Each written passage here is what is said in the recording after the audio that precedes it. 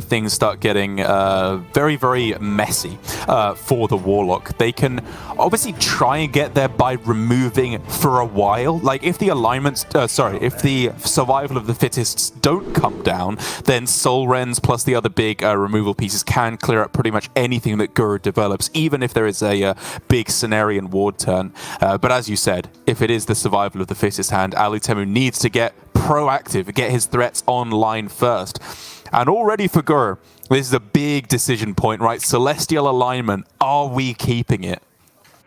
I think so. This is still the win condition of the deck. If you are not able to play down your threats and buff them with survival, which only happens after alignment, I would say, because survival is far too expensive to do without it, then all of your threats are within range of just regular removal from Alutemu. They're not even threats, they're all dead to Soul Rend. Too small. If you alignment and buff all of the minions with your survival, that can be the ticket to victory. One half of the equation is not enough, so I completely agree with Gur keeping the alignment. However, he doesn't end up with any ramp or card draw to lead up into it, so this could get quite scary. Yeah, very slow, isn't it? And if you're going coin alignment into a turn where a Netheron, for example, is already on the board, and then there's Flesh Giants and Gnolls to follow, things could get very scary indeed, because this is the dream hand for Alutemu heading into an alignment play. Yeah, Alutemu has 2 lines of attack here, right? After alignment, dump all your threats, be very powerful on board, and punish them if they don't have their own big removal turn.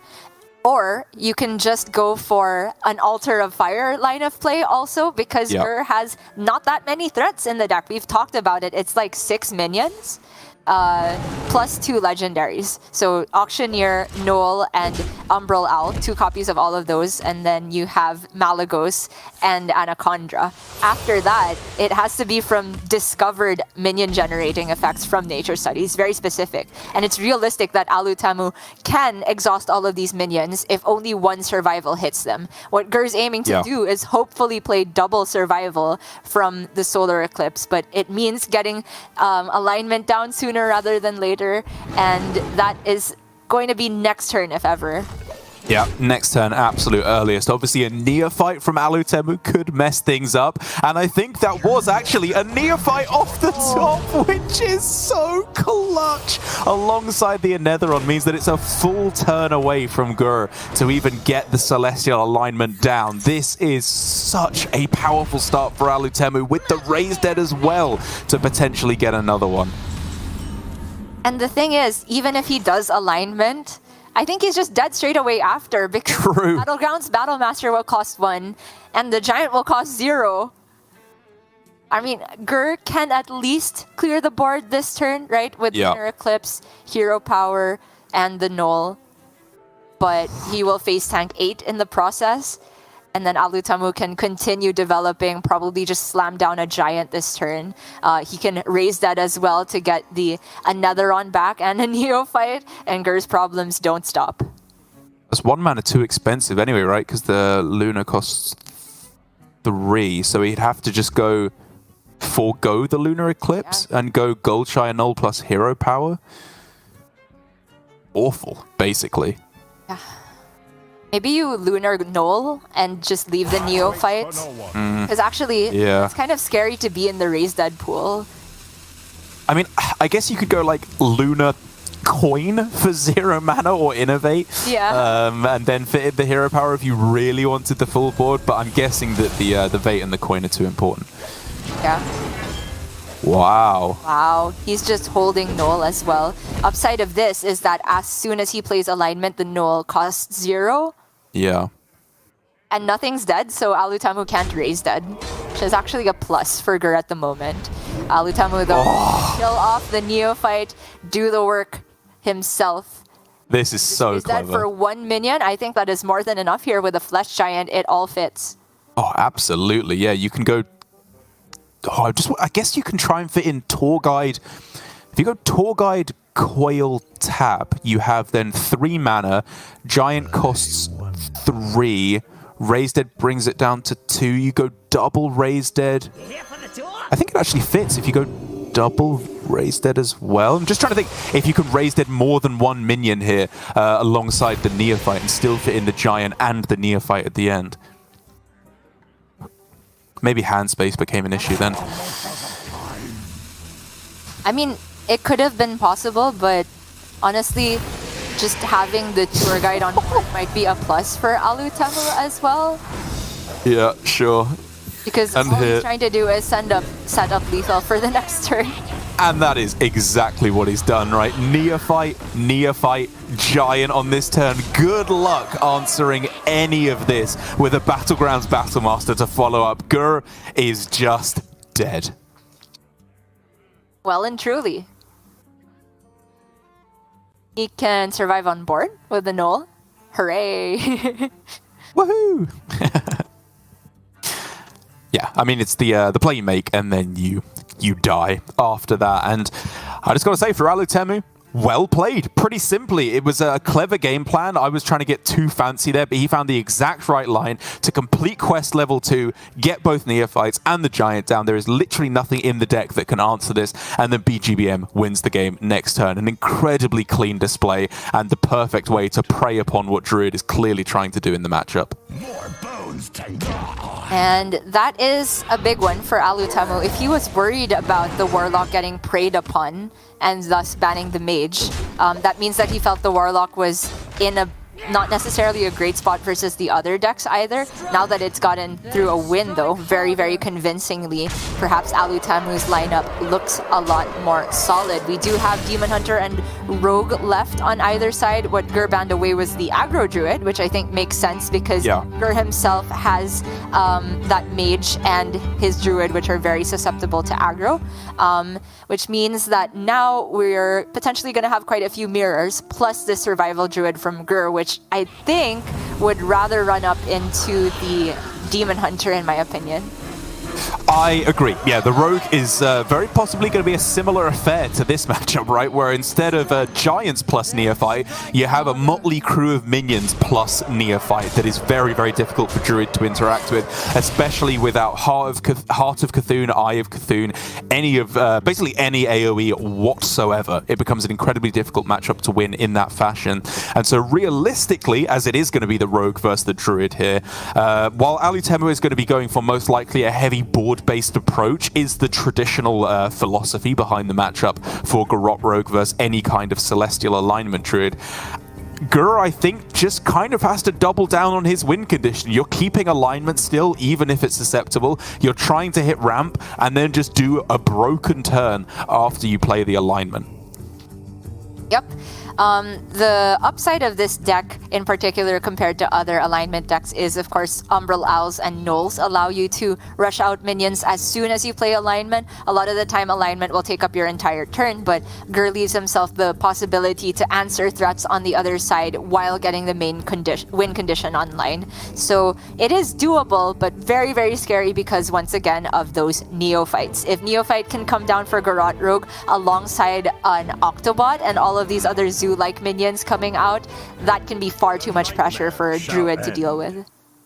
Ooh, okay. That is a pretty reasonable hand we're already, looking at for Gur. Nature Studies plus Overgrowth, I think probably tossing the Nourish, but honestly, just leading into an exact Overgrowth on 3, Nourish on 6 for draw, it's not absurd to hold on to.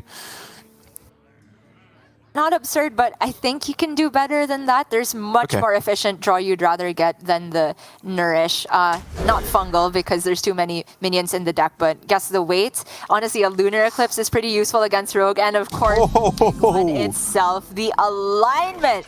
Gur is an innervate away from a good time. Yo! This is so close. Look at Alutemu's hand on the other side. It's guaranteed turn 4 Celestial Alignment, aside from, of course, the Cult Neophytes that could have still mess up Gur's game plan. But quite simply, you're playing the alignment the turn after Overgrowth, and Alutemu has to try and assemble a scary enough board to the point where that is no longer good enough. Right, for anybody who isn't super familiar with alignment curves, it's usually when you play Overgrowth for 4, you can go alignment straight away. What Gur's done was play Nature Study, so he can play the Overgrowth on turn 3, which would give him 6 mana on the following turn. But the Innervate is so clutch because he can go for the alignment essentially 1 whole turn sooner. Alutemu just gonna go with the Coin Octobot, which I'm honestly a little bit surprised to see. I thought he would start Coin Swindle and then Octobot, just so you have the Swindle combo effect out of the way. But this Neophyte, so clutch, shuts down the immediate Overgrowth from Gur. It does, yeah. He can still go Bloom Overgrowth on this turn, just even with the Cult Neophyte effect, but whether or not that's worth it is a very different question. Parse this out. If you go Bloom Overgrowth, next turn you are on 6 mana and then overloaded for 2. Maybe not doing anything, but if you don't Overgrowth this turn, you have to do it next turn, and then your post-alignment hand will have all these ramp cards which are not necessarily that good without Anacondra. So I actually was leaning towards still going for the Overgrowth. He disagrees, and again, not proccing the Octobot is pretty spicy, as wow, okay, another Neophyte is found here. So now we can look at proc the Octobot, play Swindle, and then Neophyte, potentially step Neophyte. You know that there's obviously a still an aura of the Nature Studies in play, and you are quite explicitly playing around Overgrowth now. Yeah, it's somewhat tempting to step Octobot, but now that you've mentioned it, I am kind of on board for the step Neophyte plan. If you develop 3 more damage this turn and say that with the double Neophyte play, you're able to attack with that board twice, it's 18 damage over 2 turns. Not necessarily lethal. We have to add still whatever minions he puts on board next turn. But if we're just doing hard math, right, this board would be 18 over 2 turns. There's still 9 damage he needs to do. So he needs to put like 4.5 more damage on board. Right, but then the question is, do you let them Overgrowth on this turn and then Neophyte the turn after? Because yes, they have the Overgrowth, but it's the follow-up that you're more afraid of, right? Which almost entirely still revolves around spells, unless they have a very specific Owl plus Null hand, potentially.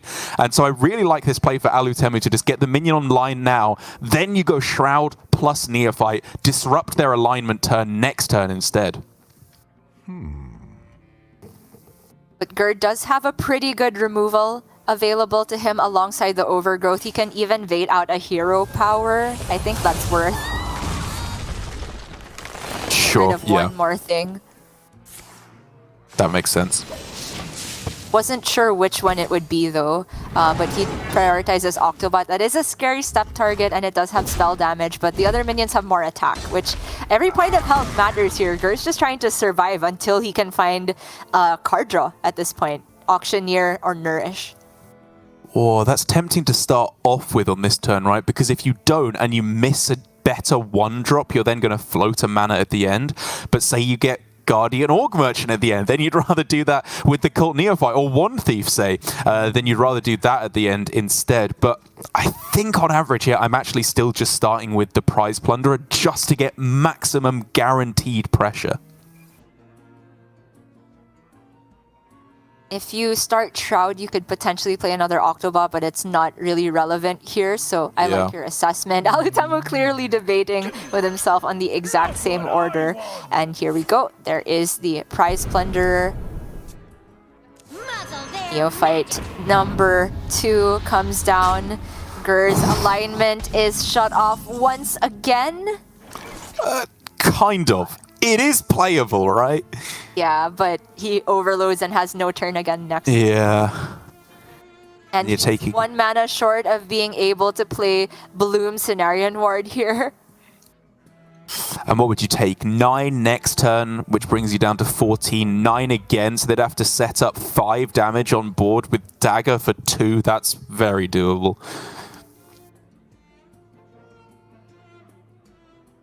But if they don't do it, is that your best win condition? The world where they can't lethal you over 2 turns, and then you have the alignment played, and then you have Nourish.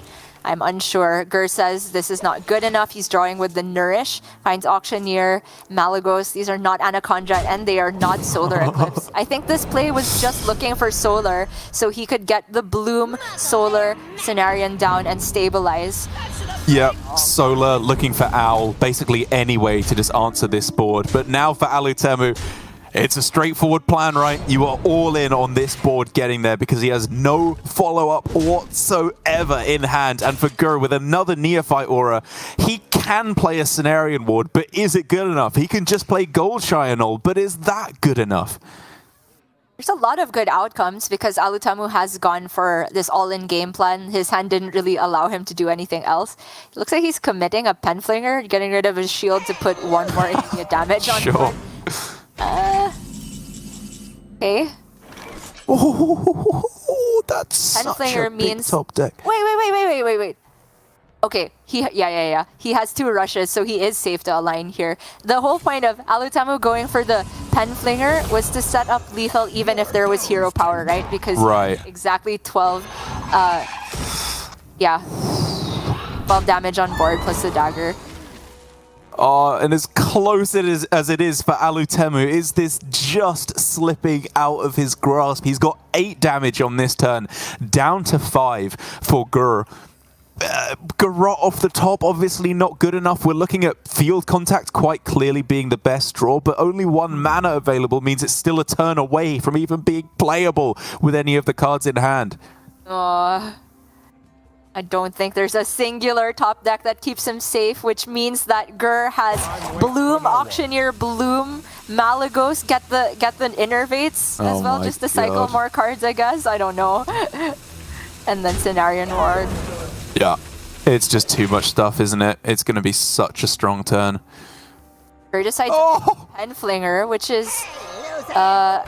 if he's never dead to any singular top deck, that's fine. It's the card that allows Alutemu to maybe get more value with the field contact. Maybe. Nutty top deck would be Anaconda, obviously. Yeah. But he doesn't need it to stabilize. I think I probably prefer not even playing the Auctioneer on this turn, just going like Bloom, Mally, and hope for Solar Eclipse to go with the Cenarion Ward. Yeah, that's true. Auctioneer is like redundant if you're going Malagos. Yeah.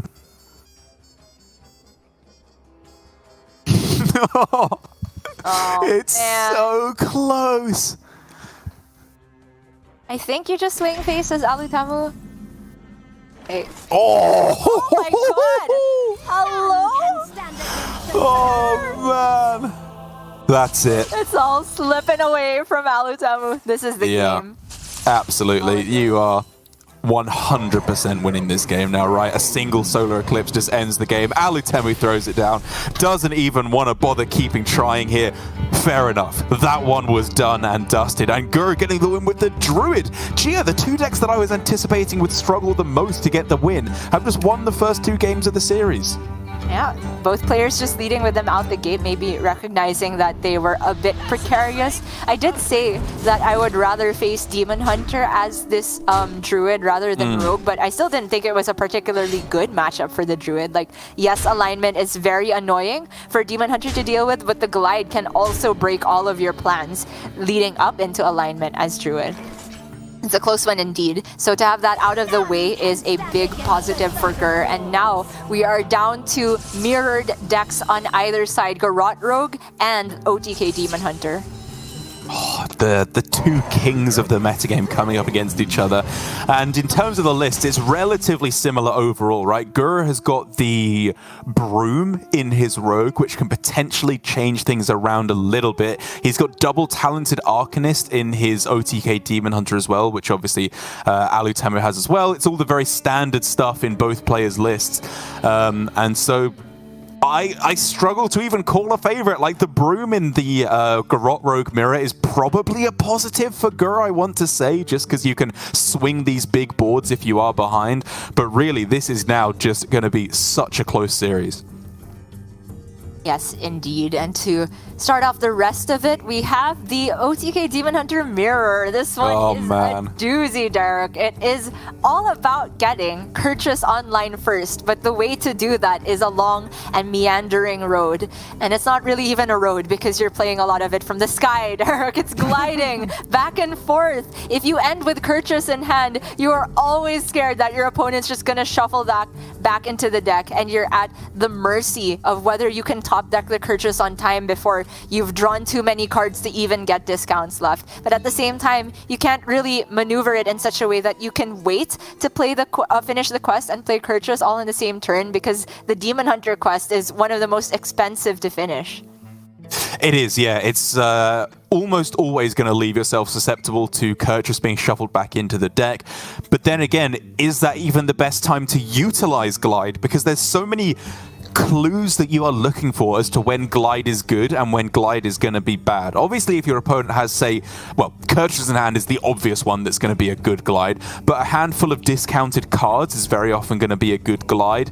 If they have just drawn a whole bunch of cards, then you're obviously looking for a big Glide, but trying to preemptively glide them before they glide you is often a big factor in the matchup. If it looks like they're trying to gear up for a Glide, if they haven't played any of the cards from the left-hand side of their hand, just going only off cards from the top of their deck, then you can maybe let it rip. It's such a dense and complicated matchup, and one that I'm a big fan, actually, that it's led to this build of Demon Hunter as opposed to the hybrid Brute version, because that one was a little bit more two-dimensional. It was just brute your opponent and win the game. But this one is very, very intricate and complicated.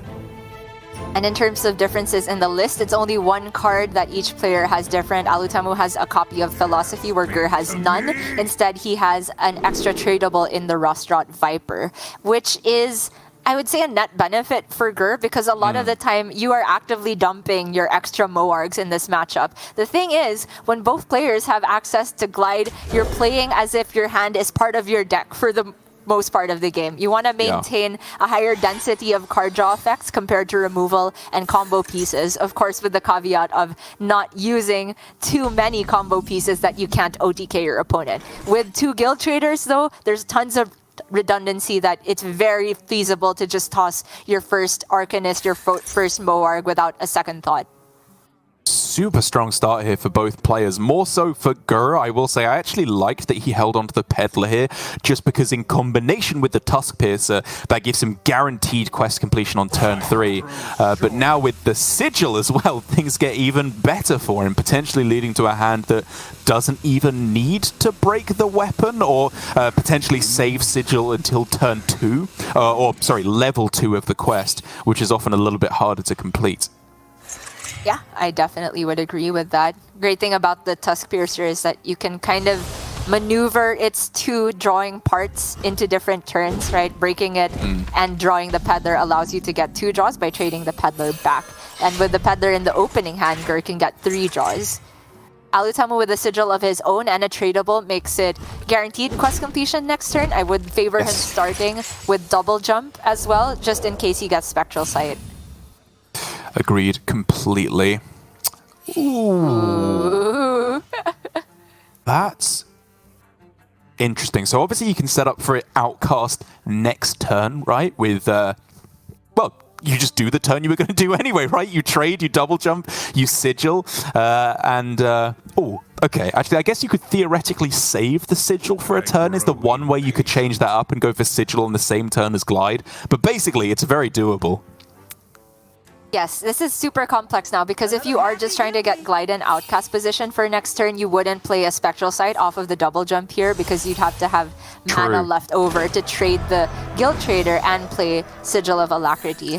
Alutemu, if he had ended up with an even cheaper card draw effect here, I could have seen him just completely delaying the Glide, and it looks like he is just going to do that, you know, play the Sigil of Alacrity and then Glide, so he'll draw for the post-Glide hand.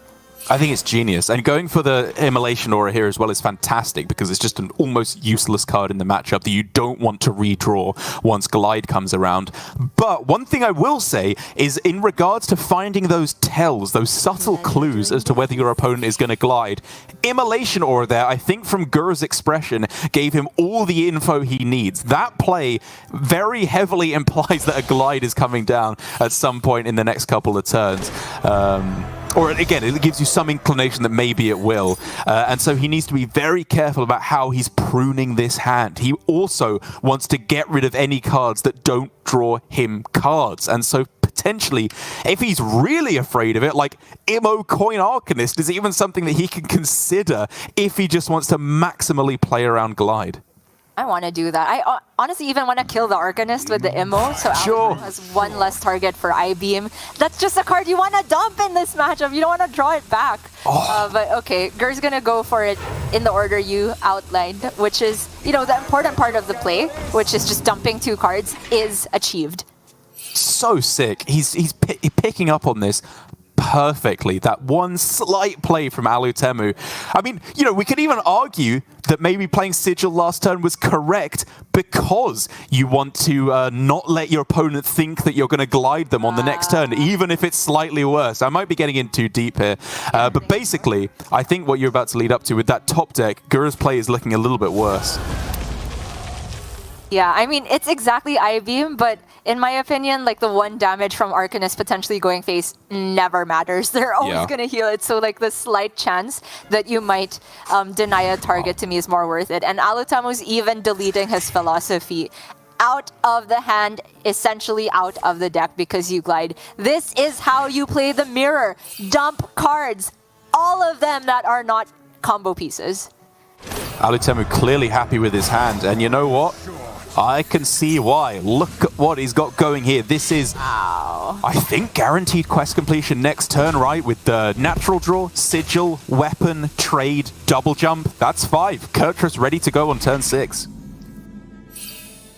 Gur with the Glide of his own, but it's drawing Alutemu more cards, which is a terrible feeling. You can argue it resets the discount, so it's not necessarily a net benefit for Alutemu, but I would say it is a net benefit. These discounts don't matter that much early on in the game. It's all about the post-Kurtrus discounts. If you can leave more of your deck with a lot of card draw in it and have all of that be discounted by Kurtrus, you're just so far in the lead. But the important thing is here that Gur, I mean, pick philosophy, whatever, it's fine. He can complete quest on this turn almost certainly, right? I think he just needed 1 extra piece of card draw, which he now has with the Spectral Sight, the trade, break the weapon, whatever. And then he has Glide going into what is very likely a Kurtrus turn for Alutemu. So all of a sudden, that massive advantage that Alutemu got with Kurtrus very possibly a full turn ahead of his opponent could just be reset once Kurtrus is shuffled in. That is exactly right, unless Alutemu gets second Glide of his own, uses Glide to get Kurtrus, and glides back Gur's Glide. Or, unless he gets exactly Runner off of the Illidari studies, and then he can play Kurtrus this turn, right? Because he's drawn 2, 3 with the weapon, 4 with the double jump, so it's exactly studies. Or 1 mana Spectral Sight! He can play Kurtrus this turn! God, you're right! I've not seen this! Turn 5, Kurtrus on curve! Oh, that's so sick! Oh my god, I feel bad for Gur. I mean, he did the best he could to play around it by maintaining the Glide. Completely agree. Yeah. But you just cannot beat Kurtrus this early. Oh, what a draw. I see. All right. The one potential problem for Alutemu is maybe he runs out of efficient card draw, because this Spectral Sight might be hard to outcast next turn. That's fair, yeah. Il'gynoth in hand currently, so combo still a ways off without the discount on Il'gynoth. And for Gur, with his hand now sandwiched with 2 Outcast Glides, it goes from the best card, the 1 card keeping him in this matchup, to a disaster. You just give Alutemu a hand of discounted cards. Yeah, he can put it in the middle again by trading the Peddler first or something. Oh, yeah. And he has to get his own Kurtrus eventually, right? He only has, to be fair, he has 2 relevant discounts in Il'gynoth Bellscream, but that's just not fast enough, in my opinion. Even if you do get eventually an Arcanist, like you still have to play 2 Moargs and an Arcanist, and if everything still costs the original 2, that's like turn 10 or later even. And he's letting rip with the glide. I think it's smart. You don't really want to use your acrobatics pre-glide generally, and your spectral sights as well. You want to restock your hand with the card draw after you play the glide. And he is going to get Kurtrus in hand here. He gets a reasonable hand with Tusk Piercer and Peddler, but it's not Bananas, and Bananas is what he needed to be able to salvage this game. Oh my god, dump the card! That's so nuts for Alutemu! Easy. Are you serious? Okay. Oh, Stelina for Kurtrus! Yeah. Oh! He misses. Tusk Piercer, right? Because that's a draw effect? Yeah. Okay, Gur still gets to play as Kurtrus, but he is still miles behind. Make no mistake. He is also kind of dying on board. Like, seriously. He is. Alutemu top decks Moarg. Is this just lethal? Moarg, Il'gynoth, 412 plus 6. Is it 1 off? Okay, maybe not yet. Also, Gur has I-Beam, so he can remove 4 and heal for 3. Dying on board, any weird shenanigans. Not quite a possibility here, but obviously Alutemu is still ahead, has tradables. Yep. Trading all day long here, just trying to find, I don't know, a glide to shuffle this Il'gynoth back in. Yeah, Acro would be the nuts as well. Pleasure doing business. Oh, that's lethal next turn. It just needs to survive. And survive he will. I don't think Gur has quite enough mana to pull off his own lethal this turn. There is the possibility of Gur gliding, though. Yes, exactly. I mean, it's close, right? Because glide is the bigger concern, but Stelina is kind of a concern as well, to which you kind of want to keep your hand nice and full. But I do agree that glide is the bigger concern, so just dumping cards is the correct play. Yeah. I am never playing around Stelina, especially if it costs them 4 mana. True. Or 3. Another happy yeah. Trader back in. Okay. Don't tell me. Okay. That keeps the card draw rolling, but you kind of want a 0 mana Fellscream. Still has 1 left. I think he has no choice but to keep the card draw rolling. Like, Agreed. whether if it's glide or finding lethal this turn, I really don't think it's possible anymore. But I could be wrong. Let's see.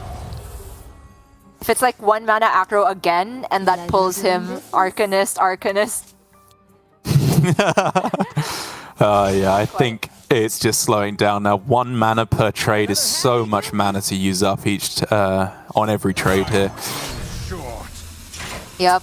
No more chance to get glide either. That is going to be game 3. Alutemu off the back of a turn 5 played Kurtrus, the likes of which I have hardly ever seen, breaking all sorts of records in APAC today, Derek.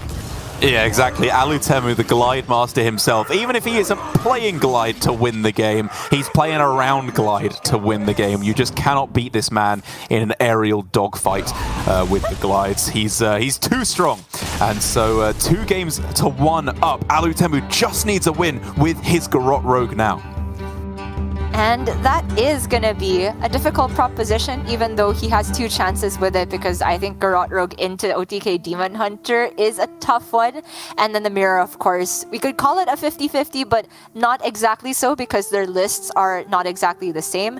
Gur has a Broomstick in there, which I'd argue is quite good in the Mirror, because I think the Mirror has evolved as players had gotten more used to it, to being more of a board battle. And the Broomstick allows you to push back against a big field contact board relatively easily. Yeah, I agree. It's been an interesting like fluctuation in terms of players' perceptions of the Rogue mirror. Because I remember when Garrote Rogue first exploded in popularity after Orange brought it to the Masters Tour, and I was playing it on ladder a bit, playing against a bunch of good players, you know, like top ladder grinders. I think I had a couple matches against Seiko as well, and we were just playing it like the weirdest zoo deck ever. Like we didn't draw any cards, we just threw stuff onto the board, playing down Garrotes and a whole bunch of nonsense, and it kind of got there a lot of the time. It felt like whoever just played the most minions got there. Then it felt like it diverted back towards a Garrote Rogue matchup because the good players were allowing themselves to take a lot of damage from minions and then just winning the game on turn 6 anyway. And I think it's kind of met in the middle where players are realizing the tempo route can be very good, especially if you have the neophytes to lock down any spell pushes from your opponent to swing things back. But you do need to actually leave yourself some kind of a win condition at the end. But we'll get into that when the Garrote Rogue mirror does come around, because first of all, it is against the Demon Hunter, which is such a tough matchup for the Rogue to play. You know, even if it is favored or unfavored, I do think it's unfavored for the Rogue. It's just difficult to get right. Definitely. It's similar to how you play the Demon Hunter mirror, honestly. You want to prune your hand, dump cards that you don't want to get glided back in the deck, but a lot of those cards are pretty crucial for Alutemu to put the combo together. So there's not that many cards you can actually dump freely. For Gur, I completely agree with this mulligan. Acrobatics is iffy as a keep in the opener if you don't already have Tusk Piercer or Sigil to set it up as quest stage 1 on turn 3. But even beyond that, if you had those cards, Acrobatics is not ideal that early because you'd much rather have it post-Kurtrus. Agreed, yeah. I really don't like Acrobatics being kept in the mulligan the majority of the time. There are a few exceptions if it gives you clean quest completion. But now for Gur, that Tusk Piercer is such a good draw. Now we are looking at quest completion turn 3 with probably Tusk Piercer double trade with the Peddler and the Viper, and then glide on turn 4. Obviously you can deviate if they make a play that really wants to glide next turn, but basically this is looking like very, very clean turn 6 Kurtrus right now for Gur with a disruption from the glide. Yep, he has his choice of how he wants to go about quest progression. And because Alutemu is gearing up for the Shroud, not interested in playing around glide this early because he has no tell from Gur. He didn't keep anything. That means this is the perfect glide for Gur. I think he goes instant.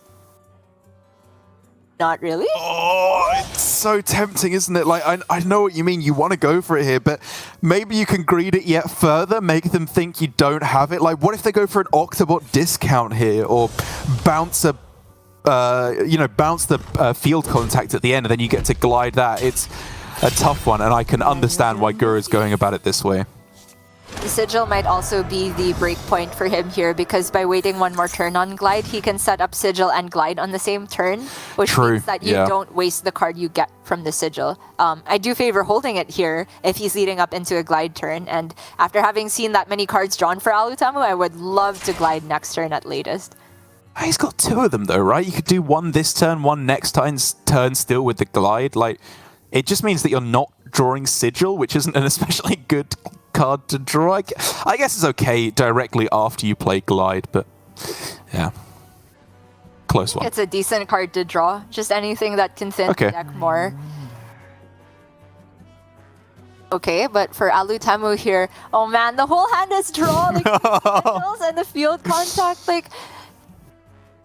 It's such a good hand. Like, it's the dream against any control deck, except if they have glide. The problem is that there's almost nothing that's dumpable for glide, right? Because field contact, efficient Octobot, those are your best post-glide cards. And then the Og Merchant is a combo piece, so is Garrote. But Alutemu not interested in getting too greedy here, just gonna go for the Swindle, have 2 minions on board. But for Gur, this is what he was waiting for with the glide. Yeah, it's just the cleanest glide of his life.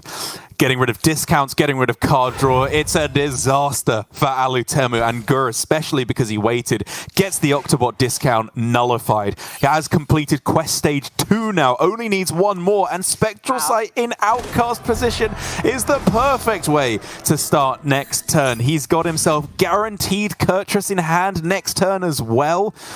This is just too perfect. Right, just hero power the Og Merchant here. And then next turn he draws 2 at the start of the turn thanks to the Sigil. Then he goes Spectral Sight and the Peddler for the Purchase in hand. And he has mana spare if he needs to clean up any minions.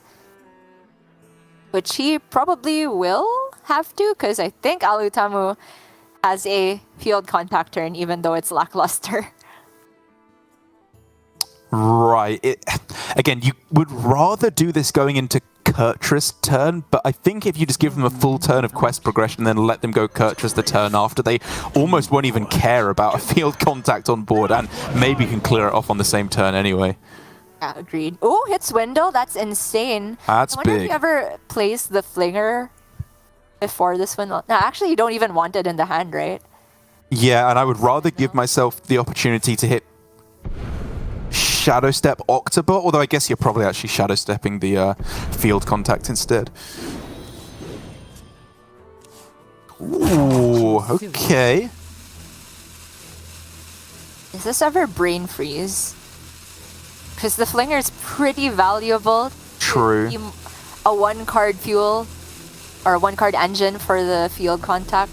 Yeah.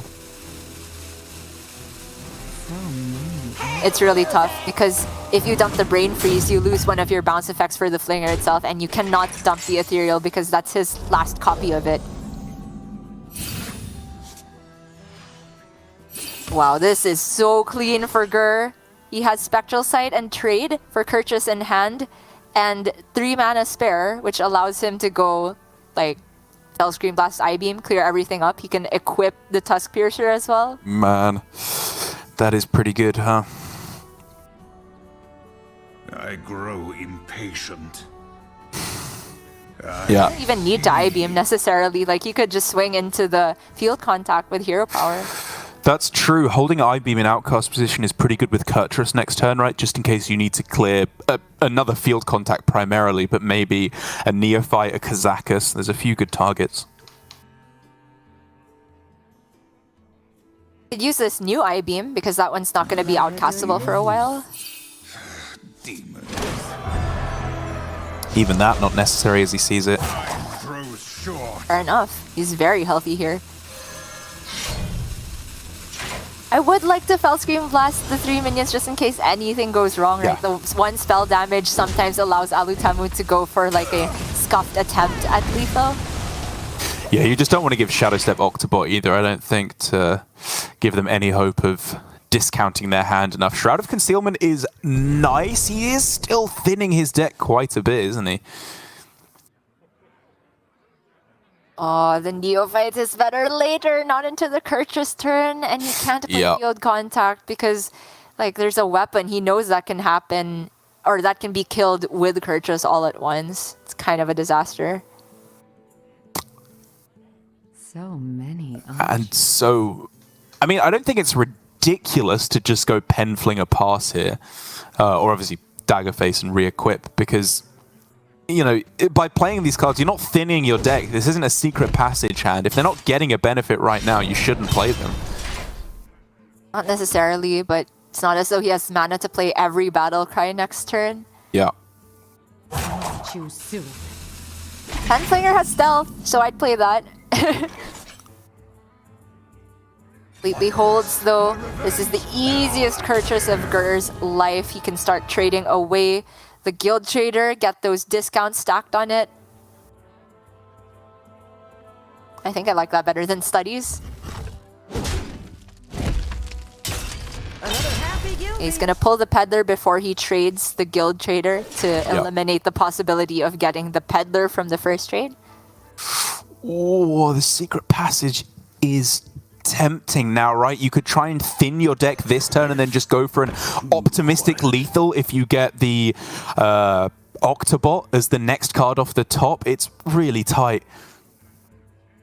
Oh man, I wasn't sure if this was a field contact turn. Me neither. I was looking at Neophyte Passage and then try to have the Octobot return to the hand if you can hit more card draw or the Shadow Step, but not likely, says Alutemu, so he's going for field contact. If he can hit Guardian Og Merchant, that could be big to give his field contact a bit more durability. But he's just going for 1 mana left, Secret Passage, trying to hit Shadow Step for the field contact. Oh, Disaster! Oh. Nothing playable! Choose soon. Absolute disaster. He just concedes. Doesn't even want to see how the rest of this is going to pan out. And you know what? Fair enough. He was just dead to what Gura had on the other side. He was at least 2 turns away from lethal, even with the most optimistic draw, which means he is essentially guaranteed dead. And we're going to game 5, Gia. It's a rogue mirror for all the marbles. Oh, exciting stuff. Before I move on to my happy place, which is talking about the Rogue Mirror, I want to just a couple bits of that last turn as well, because Alutemu went for the instant concede because he knew it was Shadow Step or bust at that point, or perhaps a 1-cost battle cry to then eventually draw into Shadow Step, because that was the last field contact, if I recall. Meaning that Alutemu had no win condition should that be removed, and Gur is 100% able to remove that with this many cards able to be drawn already in hand and the Kirchus in play. Alutemu got very unlucky to not find Shadow Step or a Guardian Og Merchant to keep going there. It had to be a pretty specific 4-card combination for him to miss. But even if he did hit the Shadow Step, he was nowhere near guaranteed having lethal for himself the next turn without the Octobot. And that all of those reasons combined led to a very reasonable concede, in my opinion. But now the happy place, Derek. The Garrote Rogue Mirror. This one is so fun because of how flexible it is. So where is your head at? Take us through the standard approach from Gia in the Garrote Rogue Mirror. Well, I like to get early minion damage if possible. I like playing Neophyte on curve, denying coin plays or Shroud of Concealment / Swindle from your opponent. I like to play Octobot very proactively because it's hard to remove, and just buying any tempo you can with the Octobot is good here. You don't necessarily need to get a game-ending combo. I like to get, you know, maybe 10 damage, 12 damage with your board, and then you can get there with Garrotes and discovered spells from one thief to recoup the rest of the damage. Of course, that's just game plan A. There's many different pan-outs that can still lead you getting to a combo towards the end of the game if both players have stayed even on board control and not really gotten that much face damage. So take us through Gura's hand here, because the way I see it, there's 2 main ways to approach it, right? There's Octobot quickly to try and just vomit some cards with field contact, Neophyte, Swindle, or there's the Octobot later hand where you go for Swindle, Shroud first and then discount everything you draw. It was close. Honestly, I was favoring Coin Octobot because this line of play from Gur is very weak to Neophyte, potentially from Alutemu. Not this turn though. Alutemu's just drawn double Garrote, and that means that Gur has his pick of the litter with how to approach this. If he goes Prep Shroud here, not amazing, right? Because there's nothing he really wants to play that will become stealth. I'd be interested in him playing his own Neophyte on curve. That locks out Shroud for Alutemu. Oh yeah, I like that. I think there's also the slim chance as well that you can hit other Octobots stealthed with the Prep Shroud next turn, or maybe even just Shroud next turn. You don't even necessarily have to go with the Prep alongside it. And it's a big disruption after Alutemu solo kept and went past Dagger on turns 1 and 2. There's a reasonable read you have on Shroud of Concealment. Wow, this is kind of a disaster. Is this a full pass? Like, even just taking this 3 damage from the Neophyte has major implications later because break points are such a big deal in this matchup. A lot of the time, towards the end game, players will just be hoping to draw consecutive beats. It's not a guaranteed lethal, but oh my god. And from Gur. Are you kidding me? So you can go Shroud this turn, you go up to 8 cards, draw up to 9, Prep Shroud Octo Proc on the turn after, and then Field Contact on 5 to draw, I think, roughly 1 trillion cards. Sounds about right. Alutemu gonna go for Penflinger and Shroud of his own. If he can find an Octobot, maybe he can fight back against this from Gur, but just not happening. It's just such a clean hand. Like, there's just no discussion anymore, right? It's the most obvious of plays for Gur.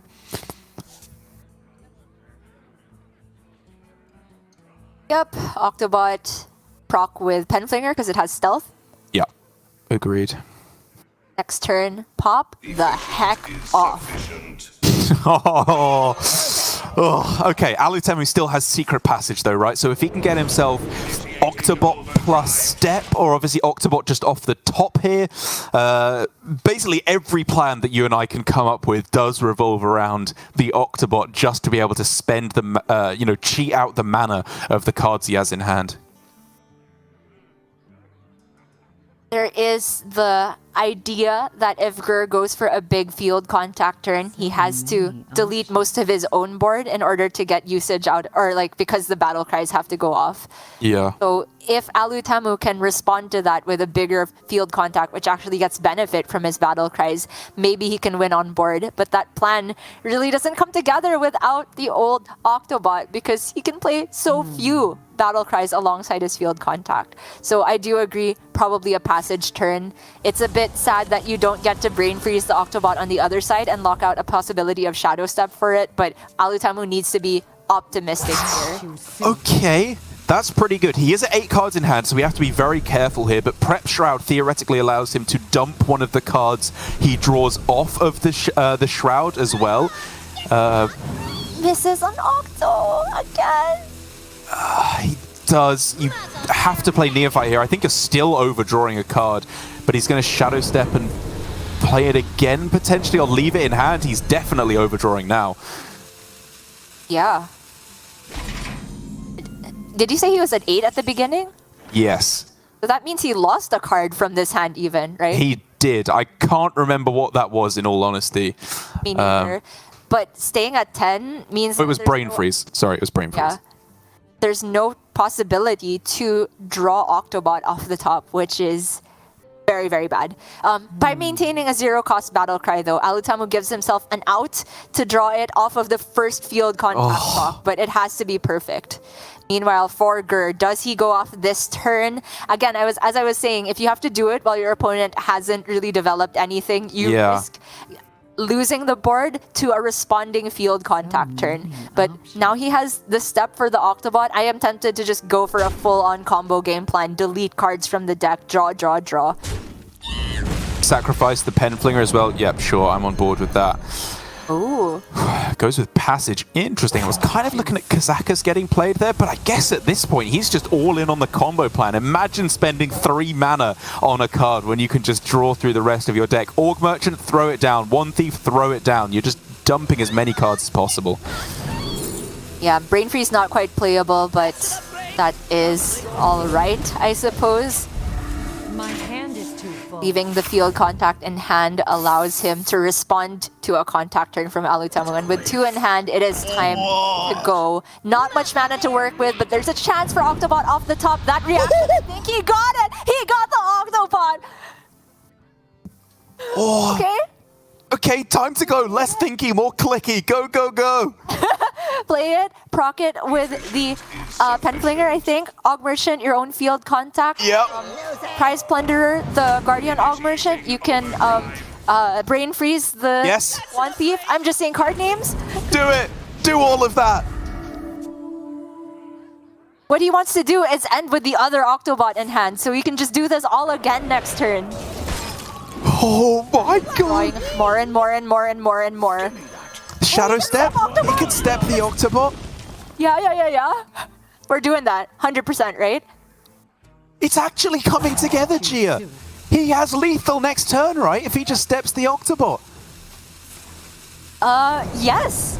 I think so. Wait, does he still have has second Guardian? Ethereal. Okay. Then, yeah, very possibly. Unbelievable. Oh, I think he should swing face here too, or just not kill the One Thief. As a frozen minion, it's a liability for Druids. One less board space. That's clever. Oh my gosh, which means Gur has to get lethal of his own here, which with a Neophyte Aura doesn't feel especially likely, but there's outside chance of it. He still has double Octobot, but not that many proccers at the moment. Okay, wait.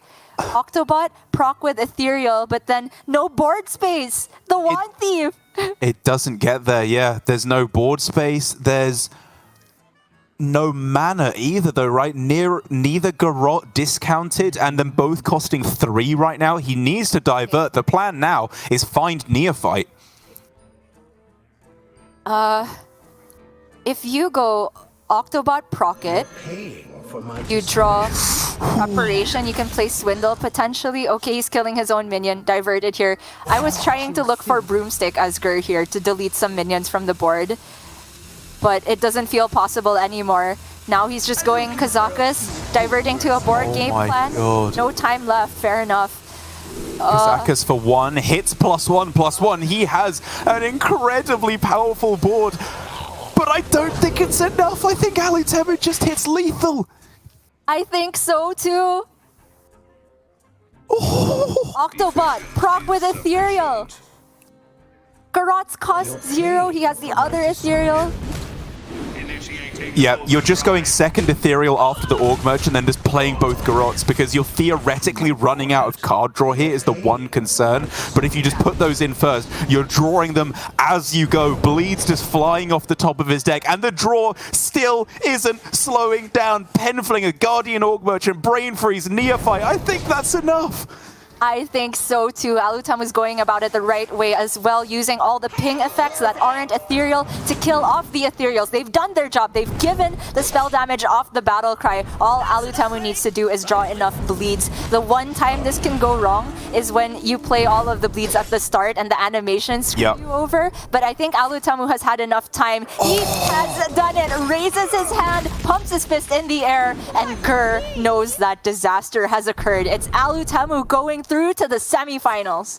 That was the perfect way for Alutemu to qualify through to the semis, playing the game of his life. I have never seen the likes of that before. You could not have crafted a better hand for Gur if you tried at the start of that game. Alutemu with nothing at the start, no Octobots, gave himself the one outer, hit it, and got the win. An unbelievable game of Hearthstone as we are going once again, Gia, in the top 4. Possessi, Alutemu, Gur, and Alan to round things out. These 3 Japanese players are unbelievably consistent in APAC.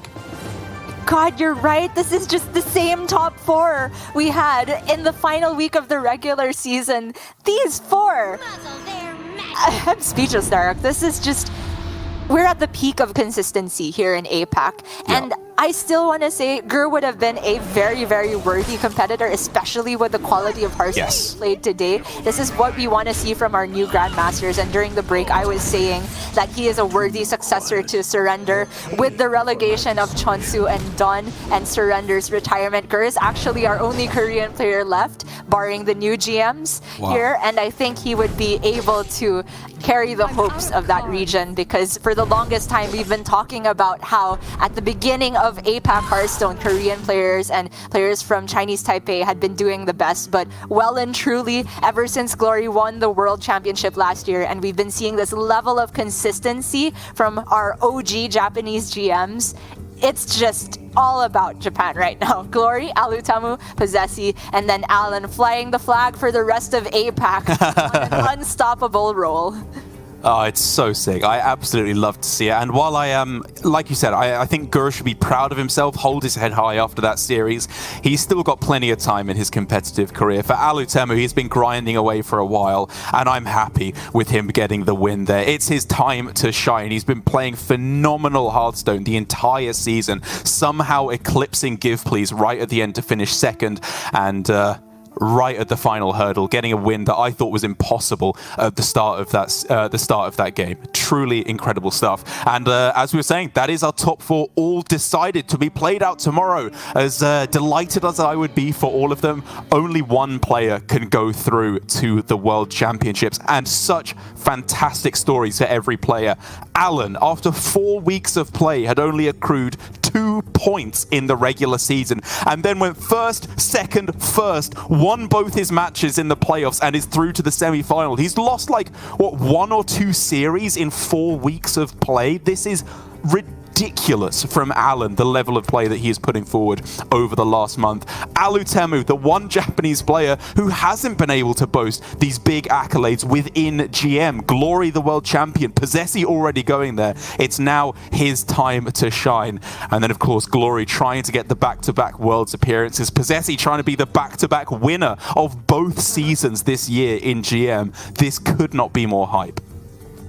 I completely agree. 4 players with their arms